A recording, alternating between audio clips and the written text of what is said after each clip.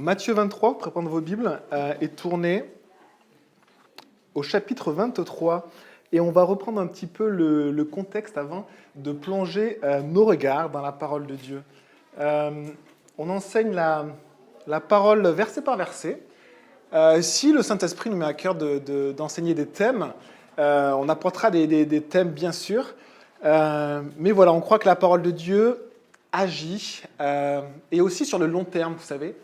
On aime les prêches puissants, avec des bons thèmes, mais on aime aussi un enseignement régulier, parce que c'est ce qui nous fait aussi grandir. Et du coup, on continue dans Matthieu au chapitre 23, et le contexte, c'est que Jésus a enseigné et a fait des miracles pendant 3 ans maintenant. 3 ans. 3 ans où, depuis le début, il a demandé à 12 personnes, ses 12 disciples, de le suivre. Et lui, il enseignait, il faisait des miracles. Et tout Israël, tout le peuple d'Israël, et assez rapidement, a connu ce nouveau rabbin pour les Juifs, qui enseignait, ce nouveau didaskalos, ce nouvel enseignant. Et il était surprenant, ce Jésus, parce que la grâce était répandue sur ses lèvres et qu'il prêchait avec autorité, pas comme les scribes et les pharisiens.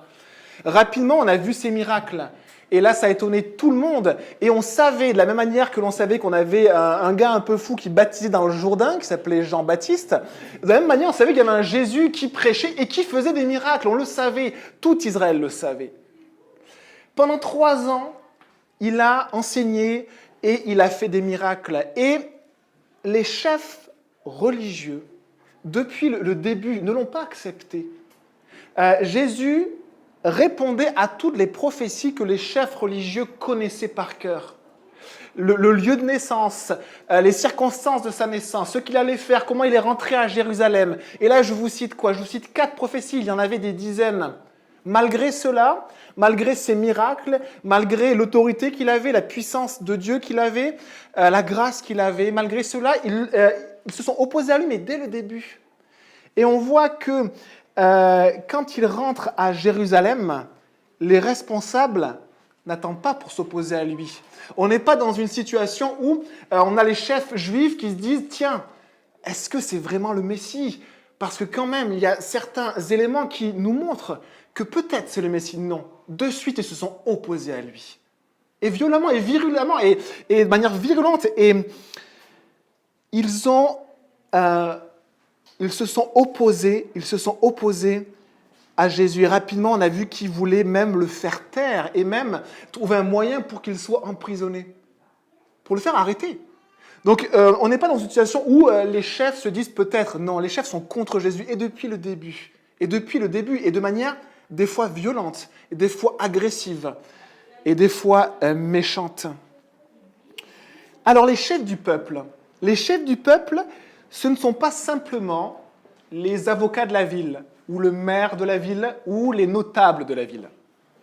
Ce n'est pas simplement les personnes haut placées ou les seigneurs qui avaient des serviteurs. Non, c'était les responsables du peuple de Dieu. Et là, on arrive dans un contexte où Jésus va parler à ceux qui sont censés être les responsables du peuple de Dieu. Les grammatéus, les scribes, les spécialistes de la loi et les pharisiens. C'est eux que les gens écoutaient, c'est eux qui étaient en avant, c'est eux qui enseignaient la parole de Dieu, c'est eux qu'on écoutait. Et c'était un peu pour le peuple, les guides spirituels.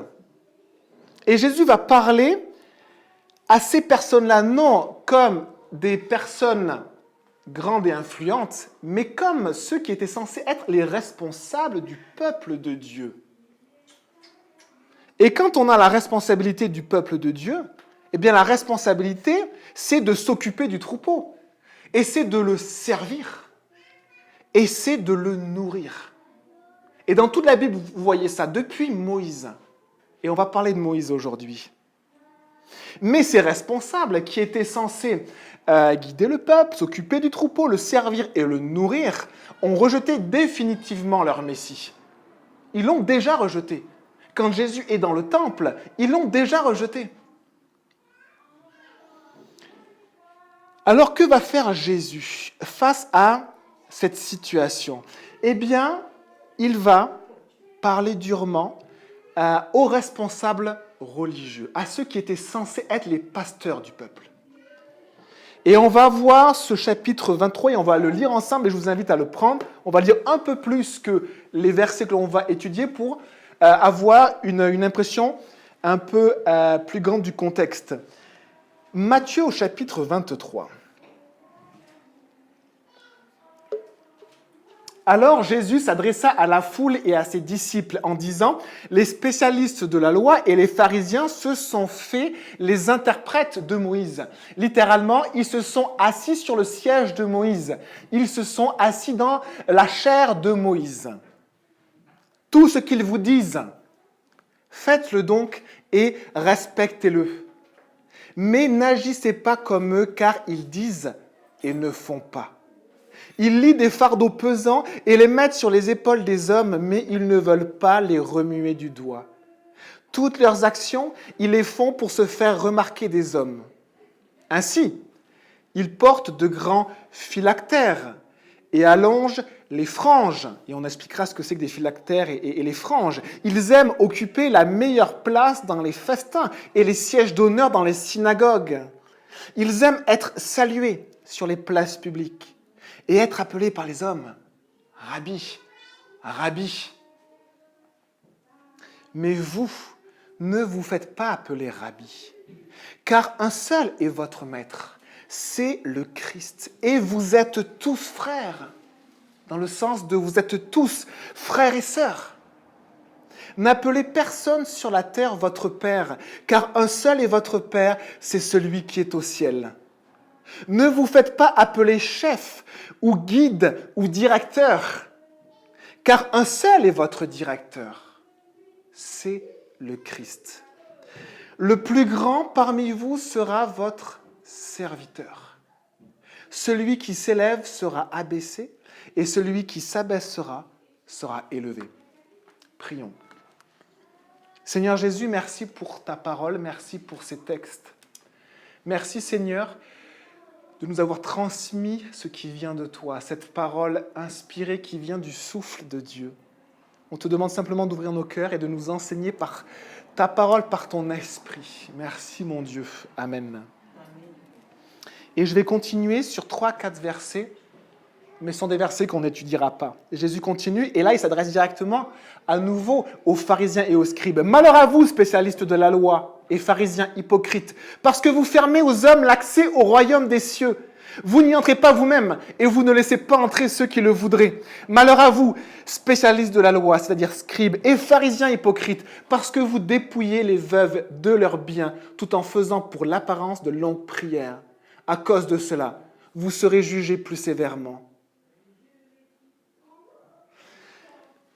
Alors Jésus, ici, dans le chapitre 23, alors qu'il s'était adressé, qu'il avait répondu simplement à ceux qui l'attaquaient, qui voulaient le faire taire, c'était les Sadducéens, les scribes et les pharisiens. Il avait répondu et on voit que ces gens voulaient le faire taire et que lui, face à cette opposition, face à cette manière de faire, il les avait enseignés par la parole de Dieu. Et finalement, par ses enseignements, c'est lui qui les avait fait taire. Et à la fin, on lit dans Matthieu 22, on l'avait lu, et aucun ne put lui répondre un mot. Et depuis ce jour, personne n'osa plus lui poser de questions. Ceux qui voulaient faire taire Jésus, finalement, ont eu la bouche fermée par le Saint-Esprit, par la puissance de la parole de Dieu. Et là, Jésus, verset 1, Jésus s'adresse à la foule et à ses disciples. Les pharisiens et les scribes entendaient sûrement, ils étaient encore là. Mais là, Jésus s'adresse à la foule et à ses disciples en disant, les spécialistes de la loi, c'est-à-dire les scribes, et les pharisiens se sont fait les interprètes de Moïse. Tout ce qu'ils vous disent de respecter, faites-le donc et respectez-le. Mais n'agissez pas comme eux, car ils disent et ne font pas. Et il va s'adresser à la foule et aux disciples jusqu'au verset 12. Et à partir du verset 13, il a prononcé ces malheurs à vous. Ces jugements sur ceux qui étaient censés être les pasteurs du peuple de Dieu. Et il va s'adresser directement à nouveau aux scribes et aux pharisiens. Et que fait-il ici ? Il met en garde le peuple contre les pharisiens et les scribes. Et je crois qu'on est dans une culture où on n'aime pas être mis en garde. Mais vous savez, un des boulots des pasteurs, c'est de mettre en garde. C'est désagréable si un pasteur vient vous voir ou si un frère ou une sœur plus sage vient vous voir pour vous dire « fais attention ma sœur » ou « fais attention mon frère » ou « prends garde ». Tu sais, là, il y a un danger. C'est ça, mettre en garde. Mettre en garde, c'est pas dire ce qu'il faut faire. C'est juste dire « attention, mon frère, ma sœur, là, il y a un danger. Là, il y a un piège. Prends garde parce que tu peux tomber dans ces pièges. » C'est le boulot des pasteurs. Mais les responsables du peuple, ici, ceux qui étaient censés être les pasteurs du peuple juif, du peuple de Dieu, étaient de mauvais pasteurs. Et alors, c'est le grand pasteur, c'est Jésus, le seul guide, le seul chef, le seul directeur, qui va mettre en garde son peuple contre ces mauvais pasteurs. Des versets 1 à 12. Et après, à partir des versets 13, il prononcera des jugements contre eux. Et vous savez, c'est Jésus qui prononce des jugements contre les gens. C'est Dieu qui le fait. Et ce n'est pas nous. Ce n'est pas notre rôle de prononcer des jugements contre les gens ou de maudire les gens. Pourquoi ? Parce que Jésus nous dit, bénissez et ne maudissez pas. Bénissez vos ennemis. Donc, il y a aussi un enseignement de la part de Jésus, c'est ne nous prenons pas pour Jésus. Ne nous prenons pas pour Dieu. Laissons à Dieu le jugement et la malédiction. Ça regarde notre Dieu. Les spécialistes de la loi, les scribes et les pharisiens, se sont fait les interprètes de Moïse. Les scribes et les pharisiens, ce sont les personnes qui exposaient, souvent qui lisaient les Écritures dans la synagogue, et qui exposaient, qui expliquaient les Écritures, la parole de Dieu. Ils connaissaient les versets par cœur, ils connaissaient les contextes par cœur, ils étaient vraiment instruits, ils avaient de la connaissance, et ils la comprenaient. Et du coup, ils l'exposaient au peuple. C'est auprès d'eux qu'on allait pour entendre la parole de Dieu et pour savoir ce qu'elle voulait dire.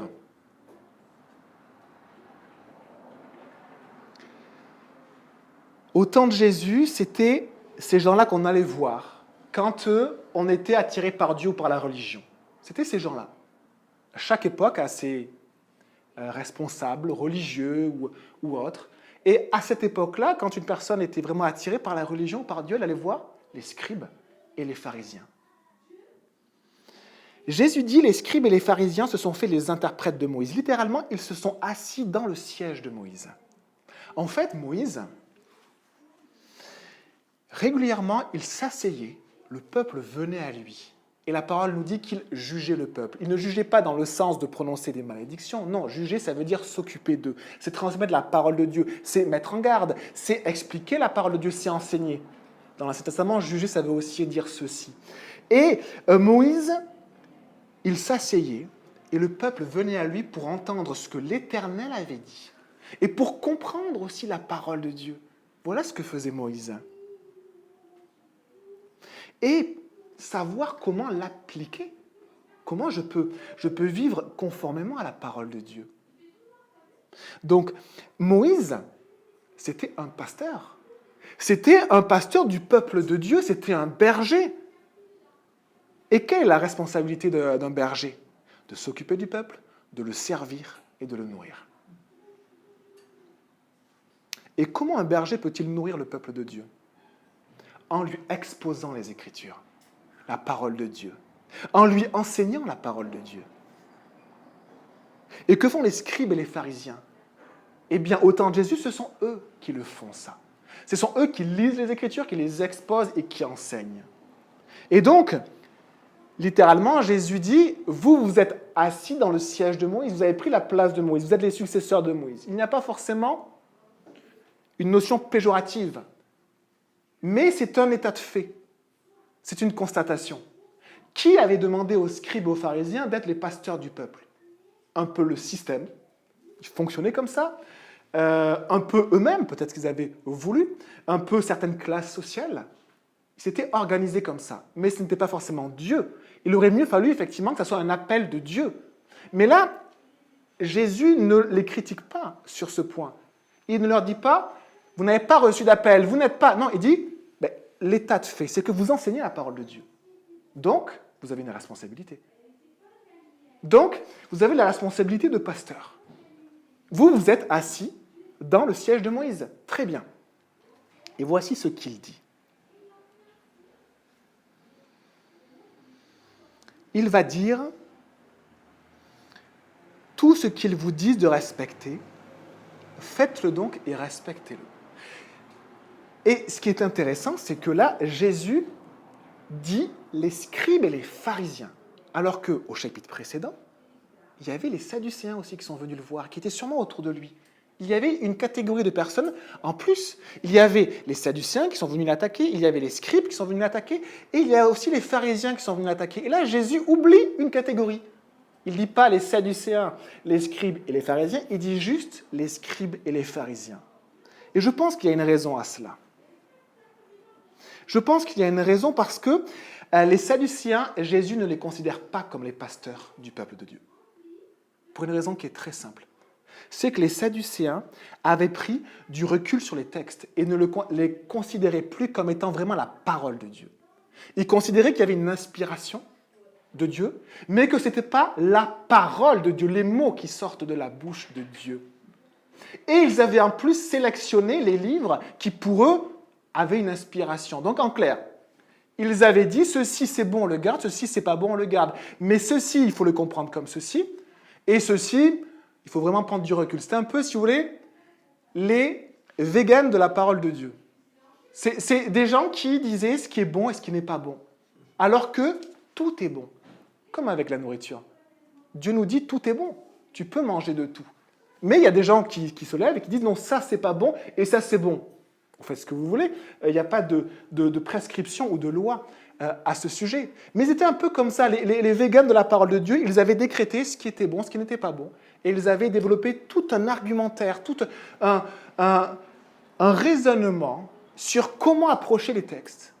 Et ils avaient pris un tel recul qu'ils ne croyaient même plus à la résurrection, ni aux anges, ni aux esprits.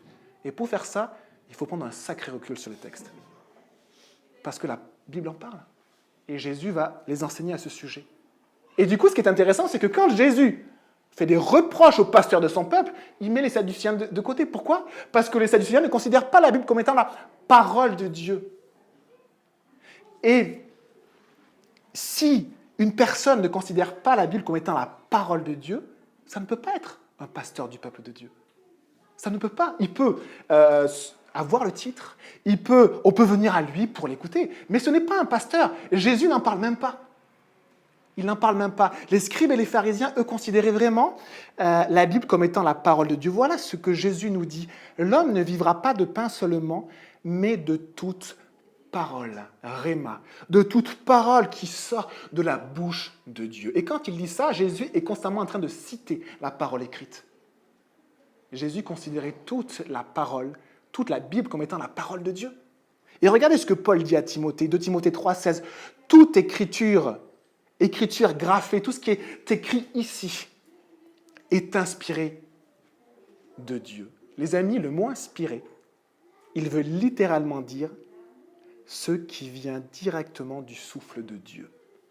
Jésus, Paul, tous les apôtres disent la même chose. La parole de Dieu, la Bible est la parole de Dieu. Elle est inspirée de Dieu et elle sort de la bouche même de Dieu. En clair, c'est comme cela que, avec les mots que nous avons, que Dieu a voulu nous transmettre sa révélation. Mais Dieu l'a choisi. C'est vraiment ce que Dieu a voulu nous donner comme révélation. C'est la vérité. Et si j'ai un message à faire aux vegans, c'est qu'ils sont les bienvenus dans l'Église. Ici, Jésus ne cite pas les sadducéens parce qu'ils ne considèrent pas la Bible comme étant la parole de Dieu. Et donc, il est impossible qu'ils puissent s'occuper du peuple de Dieu, le servir et le nourrir. J'espère que ça vous guide, parce que vous pouvez, si vous avez une personne qui est très intéressante, qui enseigne la parole de Dieu, mais vous avez un doute, vous pouvez lui demander, est-ce que la Bible est la parole de Dieu ? La parole de Dieu. Et si vous dites oui, mais, vous avez votre réponse. Tout ce qu'ils vous disent, faites-le donc et respectez-le. C'est étrange ce que Jésus dit là, parce qu'après, il prononce des malédictions. Malheur à vous, malheur à vous. Mais là, il dit, tout ce qu'ils disent, pourquoi ? Ils lisaient la parole de Dieu. Et ils expliquaient la situation, le contexte de la parole de Dieu. Quand ils expliquent la parole de Dieu, quand ils lisent la parole de Dieu, écoutez-les. Et faites tous vos efforts pour respecter la parole de Dieu. Mais n'agissez pas comme eux, car ils disent et ne font pas. Ils enseignent la parole, mais ne l'appliquent pas dans leur vie. La parole m'indique d'aimer Dieu de tout mon cœur. La parole m'indique d'aimer mon prochain comme moi-même. La parole m'indique de demander pardon à Dieu pour les mauvaises voies que je prends. Et ces gens-là n'appliquaient pas la parole de Dieu. Ils l'expliquaient, ils l'exposaient. Ils connaissaient les versets par cœur. Et ça nous montre qu'une personne qui connaît la Bible par cœur n'est pas forcément une personne que l'on doit écouter. La connaissance des textes n'est pas synonyme d'être un responsable du peuple de Dieu. Ou n'est pas synonyme d'être digne d'intérêt. Parce que certains utilisent la parole de Dieu comme une source d'autorité. Que faisaient les scribes et les pharisiens ? On voit quand même qu'ils font des choses, puisqu'on lit « mais n'agissez pas comme eux ». Donc ils agissent, ils font des choses. Donc ils lisent la parole, ils l'enseignent, ils agissent. Mais il dit non, n'agissez pas comme eux. Ce qu'ils font, la manière qu'ils ont d'agir n'est pas la bonne manière. Ils n'appliquent pas la parole de Dieu. Alors qu'est-ce qu'ils appliquent ? Puisqu'ils appliquent des choses. Ils appliquent leur tradition. Ils appliquent leur tradition. Et nous avons aussi, dans le monde protestant, monde évangélique, monde catholique, des traditions. Les traditions ne sont pas forcément mauvaises. Si vous allumez une bougie dans une église, j'ai déjà fait, c'est très sympa, c'est une bougie qui brûle. C'est une tradition, c'est une habitude. Ce n'est pas mauvais en soi d'allumer une bougie dans une église. Ce n'est pas mauvais en soi d'aller dans une église et regarder dans une église. Ce n'est pas mauvais en soi. C'est une tradition, tout simplement. Simplement, sachez que ce n'est pas marqué dans la Bible. Et que quand vous le faites, vous n'êtes pas en train d'appliquer la parole de Dieu. Mais le matin, vous brossez les dents. La parole de Dieu ne dit pas « brossez-vous les dents le matin ». Donc, il y a une liberté. Il y a une liberté de faire des choses. Simplement, ce n'est pas spirituel. Ou ça ne vient pas forcément de Dieu. Ce n'est pas forcément mauvais. Mais Dieu ne vous le demande pas. En clair, vous êtes libre de le faire ou de ne pas le faire. Et là, je vais reprononcer cette phrase. Vous êtes libre de ne pas le faire. Les pharisiens et les scribes suivaient et appliquaient de nombreuses traditions dans leur vie. Là, j'ai cité l'exemple d'allumer une bougie. L'exemple équivalent à peu près de leur temps, et qui revenait régulièrement dans leur vie, c'était se laver les mains avant le repas. Et ce n'était pas du tout un acte hygiénique, c'était un acte de purification pour eux. Donc c'était un acte religieux pour eux. Et c'était une tradition, parce que la Bible ne demandait pas, comme commandement de Dieu, de le faire. Regardez ce que fait Jésus dans Matthieu 15, 2, je vous le cite. Des gens disent à Jésus, « Pourquoi tes disciples transgressent-ils la tradition des anciens, car ils ne se lavent pas les mains quand ils prennent leur repas ?» En clair, Jésus voyait ses disciples manger sans se laver les mains, sans appliquer cette tradition qui était belle. Elle était belle, cette tradition. La purification. Qui ne veut pas être pur ? Qui ne veut pas être purifié ? Je crois que la bougie représente une prière. Qui ne veut pas prier ? Qui ne veut pas ? Il y a toujours une raison, il y a toujours des choses belles qui sont derrière et tout un raisonnement qui est derrière. Qui ne veut pas ? Jésus laissait ses disciples libres de se laver les mains ou de ne pas se laver les mains. Ça n'avait aucune importance pour lui. Pire, Jésus a fait pire. Luc 11, verset 37. Un pharisien invita Jésus à dîner chez lui. Il entra et se mit à table. Le pharisien vit avec étonnement qu'il ne s'était pas lavé les mains avant le repas. Ça veut dire que Jésus lui-même n'appliquait pas forcément la tradition. Jésus s'appliquait à vivre la parole de Dieu dans sa vie, mais il ne s'appliquait pas à vivre la tradition. Ça veut dire qu'on est libre de ne pas appliquer la tradition. La tradition, c'est une habitude des hommes. ce n'est pas forcément mauvais. Ça peut l'être, mais ce n'est pas forcément mauvais.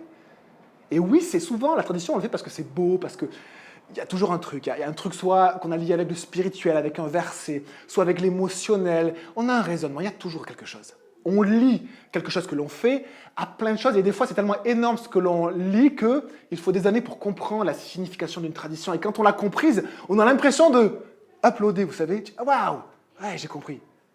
Cool, on va allumer une bougie. Non, je fais ça. La tradition, c'est l'habitude des hommes.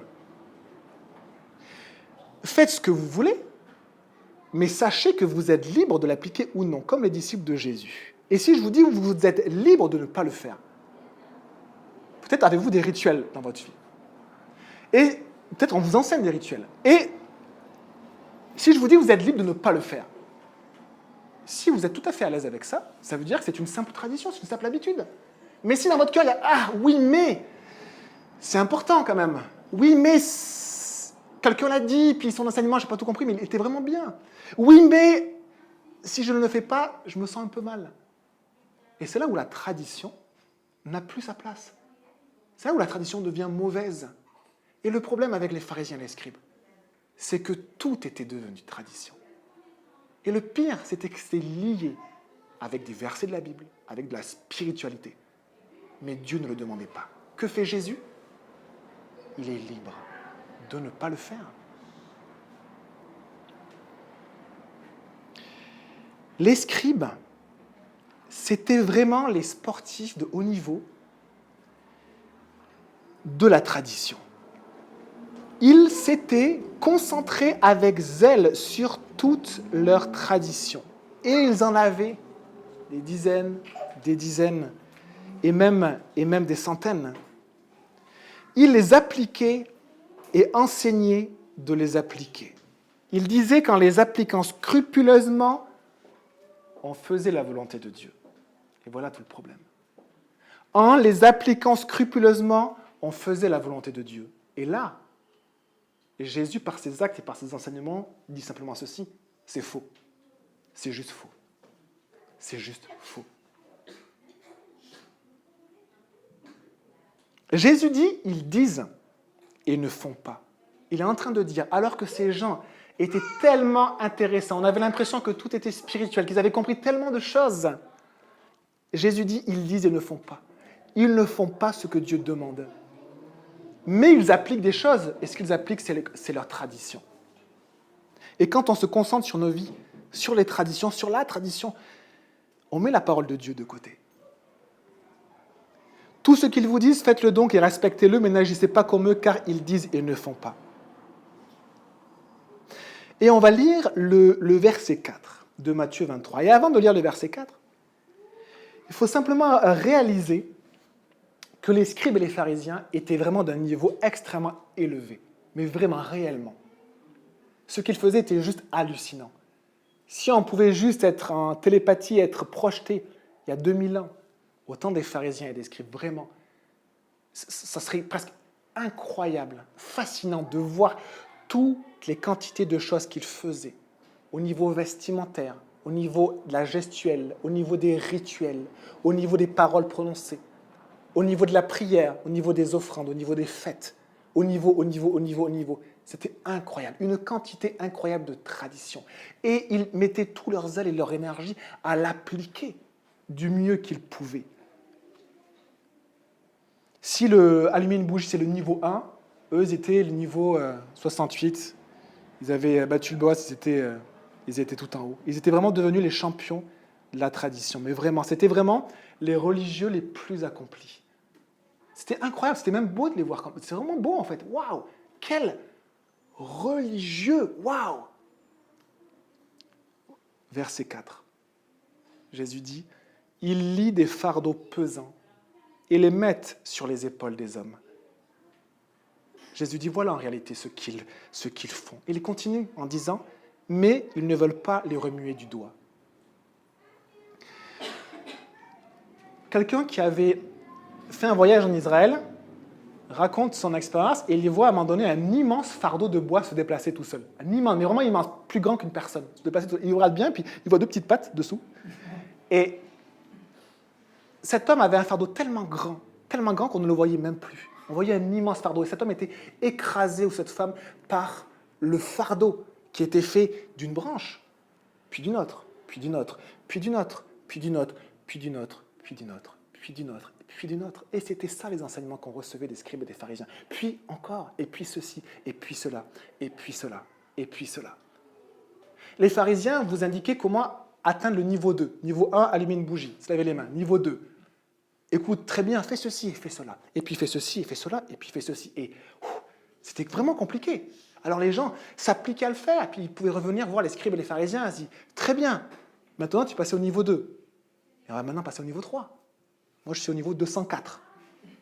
Et en fait, simplement pour vous dire que leurs enseignements étaient, Jésus dit, un fardeau pesant. Voilà ce qu'il faut faire. Est-ce que vous n'êtes pas fatigué d'être obligé de faire, de vous dire, il faut que je fasse ça, il faut faire, il faut que j'aille à l'église, il faut que je lise ma Bible, il faut que je prie au moins tant de fois, il faut, il faut, il faut, il faut. Est-ce que vous avez déjà fait du sport avec un sportif de haut niveau? Moi, je fais du sport à peu près les 29 février, quoi. Une fois, pas souvent. Et là, vous avez un ami, lui, qui court tous les jours, qui va 4 fois par semaine à la piscine, et tous les week-ends, il se fait 100 km de vélo. Ça existe, hein, je vous assure que ça existe. Et il vous propose, il vient courir avec moi. Et vous ne savez pas pourquoi, mais vous dites oui.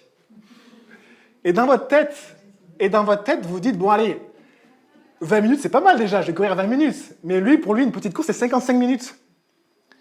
Et du coup, vous essayez de le suivre. Et il est devant, toujours droit, et court. On a l'impression qu'il ne suit pas, il n'est pas fatigué. Au bout de 30 minutes, son corps commence à lui dire « Tiens, j'ai l'impression que je fais du sport. » Et derrière, vous êtes derrière lui, et au bout de 5 minutes, 10 minutes, ça devient vraiment compliqué. Et à la fin, vous ressemblez plus à un éléphant qui court derrière, et lui, comme une gazelle devant. Et c'était un peu ça, en fait, d'essayer de suivre les scribes et les pharisiens. Pour eux, ce n'était pas lourd. Ils aimaient ça, c'était des drogués de la loi. Ils étaient drogués, ils en avaient besoin. Ils faisaient tout bien, ce n'était pas lourd. Et ils mettaient des poids sur les autres. Si tu veux obéir à Dieu, fais ceci, puis fais cela, et puis fais ceci, et puis fais cela. Et ça faisait des fardeaux énormes que les gens essayaient de porter. Et voilà ce que dit Jésus. Matthieu 11, verset 28, Jésus dit ceci. « Venez à moi, vous tous qui êtes fatigués et courbés sous un fardeau, et je vous donnerai du repos. » Et je vous donnerai du repos.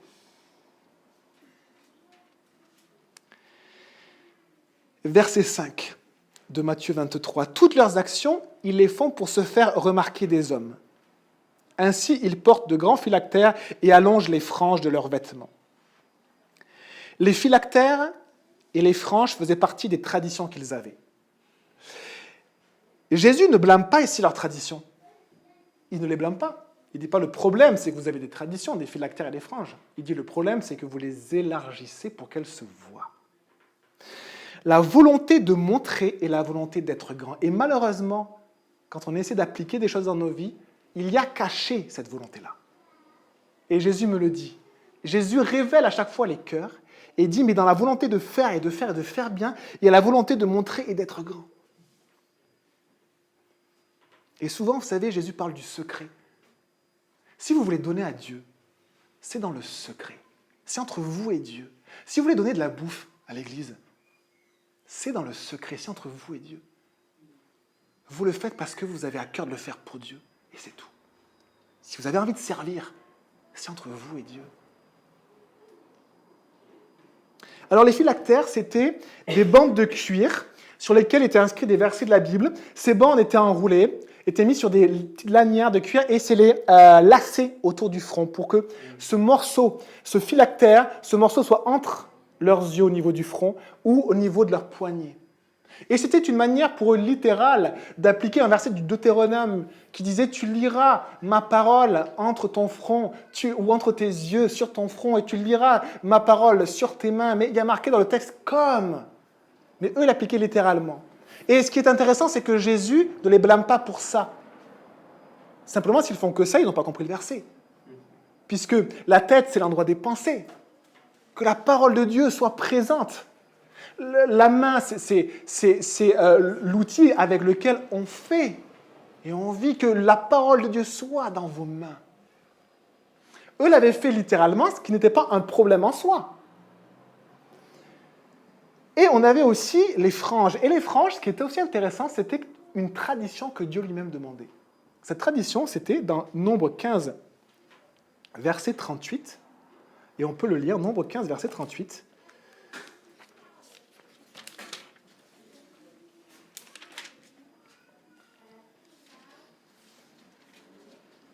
Et à partir du verset 37, l'Éternel dit à Moïse, parle aux Israélites, dis-leur de se faire, au fil des générations, une frange au bord de leurs vêtements.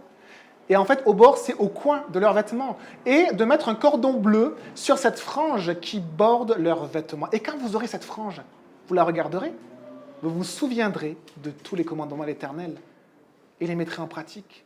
Et vous ne suivrez pas les désirs de votre cœur et de vos yeux en vous laissant entraîner par eux à l'infidélité.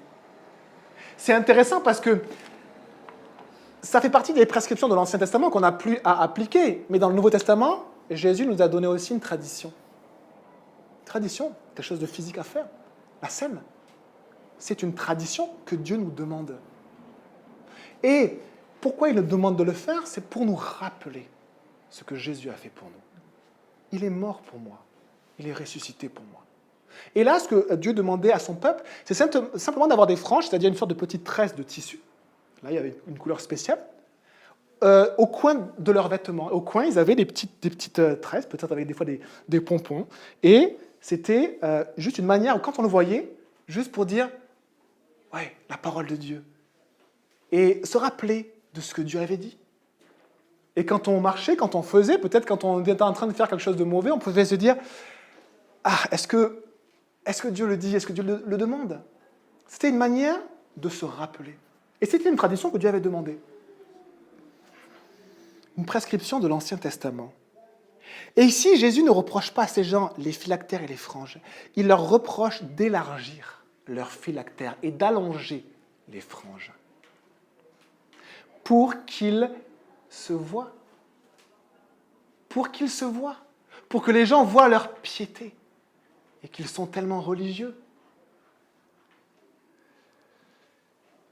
Matthieu 6,1 nous dit « Gardez-vous de pratiquer votre justice devant les hommes pour en être vus. Autrement, vous n'aurez pas de récompense auprès de votre Père qui est dans les cieux. » Pourquoi? Parce que Dieu ne nous demande pas cela. Il ne nous demande pas d'agir pour être vu ou pour être grand. Il nous demande d'agir avec le cœur, simplement parce qu'on aime Dieu et qu'on veut lui obéir, tout simplement. Verset 6. Ils aiment occuper la meilleure place dans les festins et les sièges d'honneur dans les synagogues. Ils aiment être salués sur les places publiques et être appelés par les hommes rabbi. Rabbi, c'est maître. Rabbi, c'est un mot qui a le préfixe rab qui signifie grand. C'est un titre honorifique. C'est un peu un grand monsieur. Grand monsieur, quelqu'un qui est au-dessus des autres et on reconnaît son titre, on reconnaît son aura, on reconnaît qu'il est au-dessus. Rabbi. Au passage, les pharisiens, les scribes et les sadduciens n'ont jamais appelé Jésus rabbi. Et pourtant, c'était le seul qui méritait ce titre. Mais eux, ils aimaient qu'on les appelle rabbi. Ils recherchaient ça toute leur vie. Et des fois, c'était compliqué. Parce que pour être appelé rabbi, il fallait avoir des disciples. Il fallait que les disciples aient d'autres disciples. Et après plusieurs générations de disciples, il y en avait certains qui étaient appelés rabbi ou rabbin pendant des générations. Mais si les disciples ne continuaient pas, certains perdaient comme ce titre. Ils voulaient être appelés rabbi. Maître. Maître. Jésus cible le problème, l'orgueil, qui est dans mon cœur. La volonté cachée d'être au-dessus, de faire ce qu'il faut. Je veux faire ce qu'il faut. Jésus me dit, ok, il y a une partie d'orgueil. Et le Saint-Esprit est en train de briser cela en toi, en moi. La parole de Dieu est en train de briser cela en toi et en moi. Il y a une volonté d'être grand. Alors que Jésus nous dit, mais pour servir, il faut descendre. Il ne faut pas être grand, il faut être petit. Verset 8. « Mais vous ne vous faites pas appeler Maître, car un seul est votre maître, c'est le Christ, et vous êtes tous frères. Waouh! Jésus parle maintenant des titres honorifiques qui placent les hommes et les femmes au-dessus des autres. Et donc là, on a plusieurs titres. On a Rabbi, et donc là, quand on lit « Mais vous ne vous faites pas appeler maître », c'est le mot Rabbi. Ne vous faites pas appeler Rabbi, car un seul est votre, il emploie un autre mot. Katégétes, un autre mot qui signifie maître, mais qui signifie plutôt guide, directeur et chef.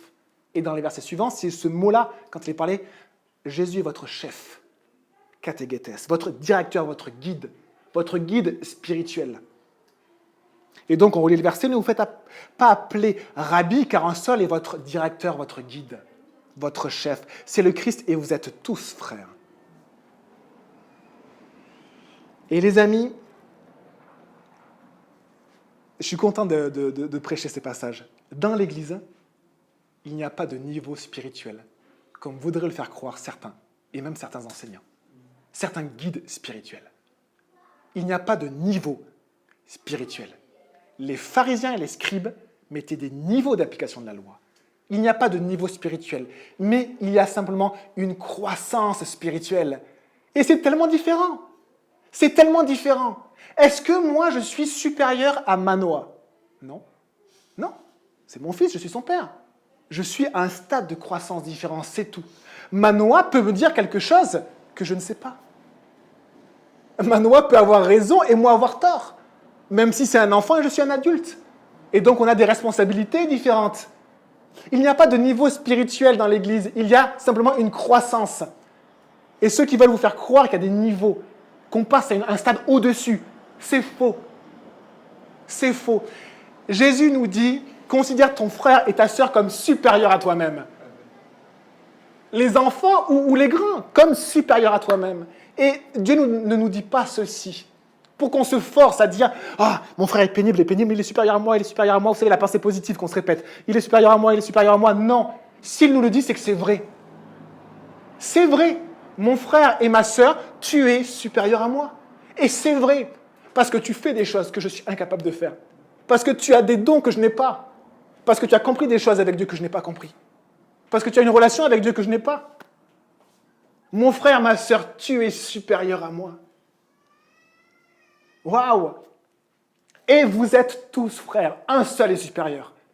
Un seul est supérieur. Jésus. C'est lui votre guide. Et c'est pour ça que quand on appelle quelqu'un un guide spirituel, on peut, ok, mais faut faire attention parce qu'un guide spirituel, dans la compréhension des gens, c'est celui qui vous fait grandir. Et là, c'est faux. Et là, c'est faux. Le pasteur ne vous fait pas grandir. Jésus vous fait grandir. Le Saint-Esprit prend la parole de Dieu, qui appartient à Dieu, et l'applique dans vos cœurs, et vous fait grandir. Un seul est supérieur, c'est Jésus. Il n'y a pas de hiérarchie dans l'Église. Il n'y a pas de niveau spirituel.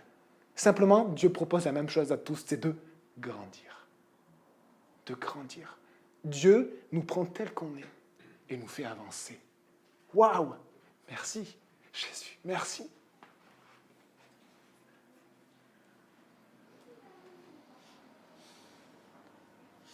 Verset 9.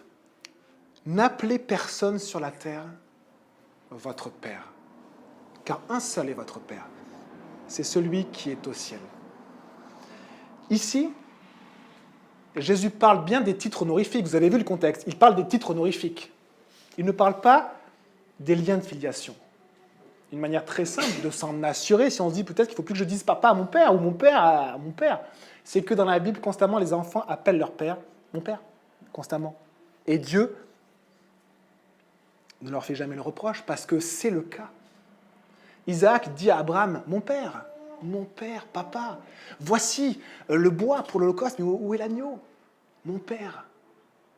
Et donc Jésus ne parle pas de ça. Jésus parle des titres honorifiques.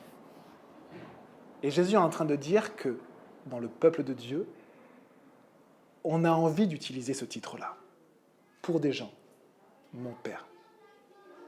Et Jésus dit ceci, n'appelez personne sur la terre votre Père, car un seul est votre Père. C'est celui qui est au ciel. Ce titre honorifique appartient à Dieu parce que seul lui est notre Père spirituel et notre Père tout court. Verset 10. Ne vous faites pas appeler chef, katégétes, directeur, guide, chef. Car un seul est votre chef, c'est le Christ. Il n'y a pas de titre dans l'Église. On est en train de voir mon père qui peut être un titre dans l'Église. Il n'y a pas de titre dans l'Église. Il y a des appels, et c'est complètement différent. Si vous voulez appeler quelqu'un pasteur, c'est simplement que vous reconnaissez l'appel de Dieu, sa responsabilité. C'est complètement différent. Sa responsabilité, c'est que Dieu lui a demandé d'être responsable, de s'occuper du peuple, de servir le peuple et de nourrir le peuple. Si vous appelez quelqu'un évangéliste, c'est que vous reconnaissez son appel. Si vous appelez quelqu'un prophète, c'est que vous reconnaissez son appel. Mais il n'y a pas de titre.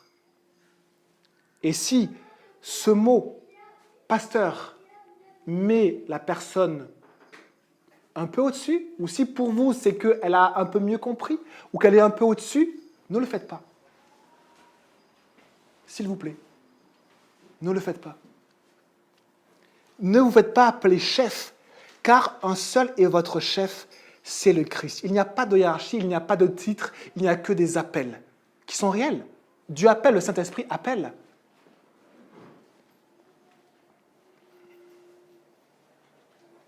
Et Dieu nous demande de faire des choses différentes à chacun, et on s'applique chacun à faire ce que Dieu nous demande.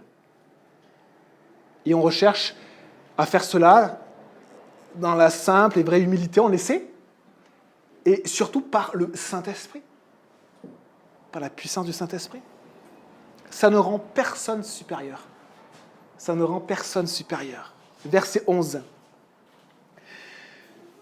Le plus grand parmi vous sera votre serviteur. Dans l'Église, dans le royaume de Dieu, celui qui grandit, c'est celui qui apprend à servir, sans vouloir être vu.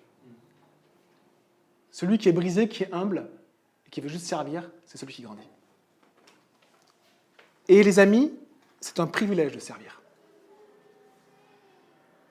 Et nous sommes tous appelés à servir, à donner notre vie pour nos frères et sœurs. Jésus inverse l'ordre que les scribes et les pharisiens avaient instauré. Il inverse complètement. Les scribes mettaient des niveaux et ils les plaçaient au-dessus. Et ils se plaçaient eux-mêmes au-dessus. Et Jésus dit, mais non, vous n'avez rien compris, parce que dans le royaume de Dieu, celui qui est grand, celui qui a compris, c'est juste celui qui est brisé, qui est humble, qui considère son frère et sa sœur comme au-dessus de lui, et qui sert, simplement, avec joie. Verset 12, celui qui s'élèvera sera abaissé, et celui qui s'abaissera sera élevé. On a besoin d'être abaissé par Dieu pour apprendre à servir. On a besoin, et parfois ça prend beaucoup de temps, parce qu'on est à des sacrées têtes de linottes, de mules, de je ne sais quoi. Vraiment, hein. Et Dieu a besoin de nous abaisser, a besoin de nous faire vivre des choses pour nous briser. Après, on n'est pas obligé d'être brisé par des deuils ou des épreuves.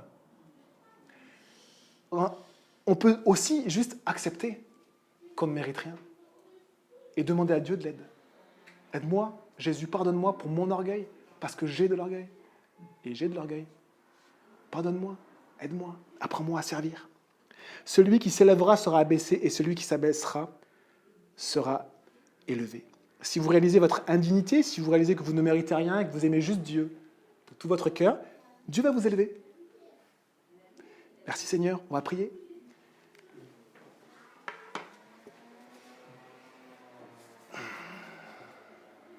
Mon Dieu, on te remercie pour ta parole. On te remercie Seigneur. C'est tellement extraordinaire que tu l'aies protégé cette parole depuis 2000 ans. Tu la protèges pour nous et juste pour qu'on puisse la lire. Ah Seigneur, merci. Brise Seigneur, s'il te plaît, l'orgueil, Jésus, s'il te plaît. Mon orgueil. Et aide-nous simplement à lâcher. Tu vois, tu nous dis, mais si quelqu'un veut venir après moi, s'il veut venir me suivre, qu'il prenne sa croix, en clair, qu'il meure. qu'il perde sa vie et il la trouvera. Aide-nous juste à perdre, à lâcher, Seigneur, puis aide-nous aussi à accepter de nous asseoir devant toi, d'arrêter de vouloir faire pour toi, pour montrer pour, mais juste nous asseoir et te laisser agir en nous. Et c'est la bonne place d'un enfant devant son Père, parce que toi seul es notre Père. Et on te demande simplement de nous former dans l'humilité à Jésus, t'imiter, te servir. Toi seul est notre guide, notre chef, notre directeur. Merci Jésus. Amen.